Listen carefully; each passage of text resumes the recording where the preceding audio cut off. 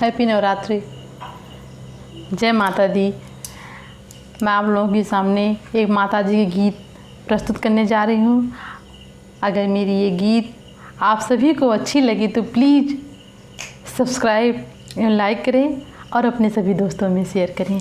जय माता दी।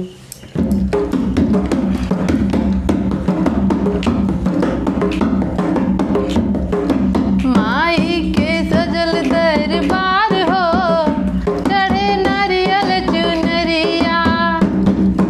माई के सजल दरबार हो, चढ़े नारियल चुनरिया।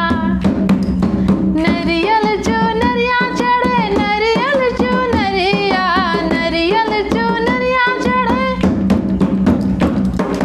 नारियल चुनरिया। माई के सजल दरबार हो, चढ़े नारियल चुनरिया। माई के सजल दरबार हो, चढ़े नारियल चुनरिया।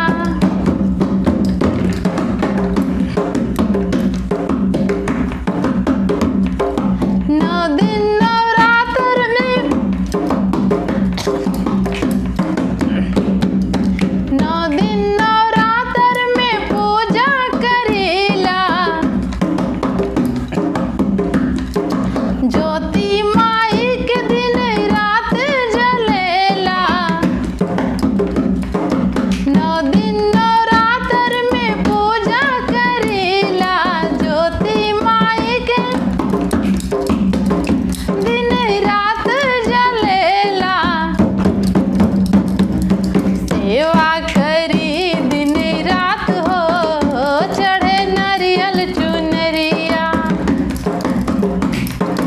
सेवा करी दिन रात हो, चढ़े नारियल चुनरिया। माई के सजल दरबार हो, चढ़े नारियल चुनरिया।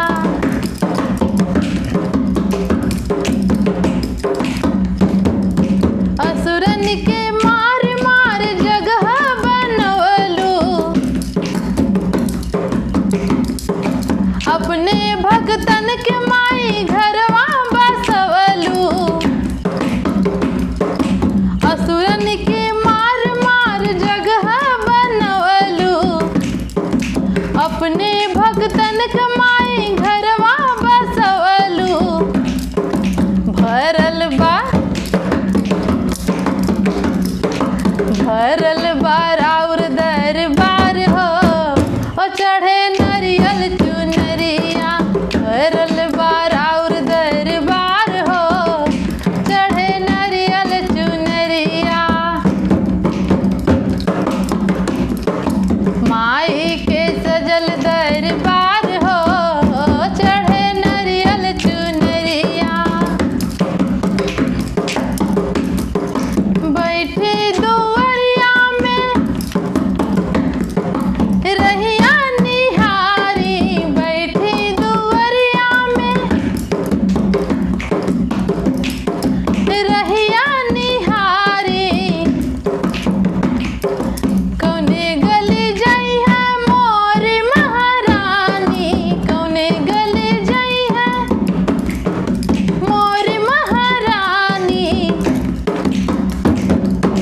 असरा लगल बा तोहार हो, चढ़े नारियल चुनरिया। असरा लगल बा तोहार हो, ओ चढ़े नारियल चुनरिया। माई के सजल दरबार हो, ओ चढ़े नारियल चुनरिया। माई के सजल दरबार हो, चढ़े नारियल चुनरिया। नारियल चुनरिया चढ़े, नारियल चुनरिया, नारियल चुनरिया चढ़े, नारियल चुनरिया। माई के सजल दरबार हो, चढ़े नारियल चुनरिया। माई के सजल दरबार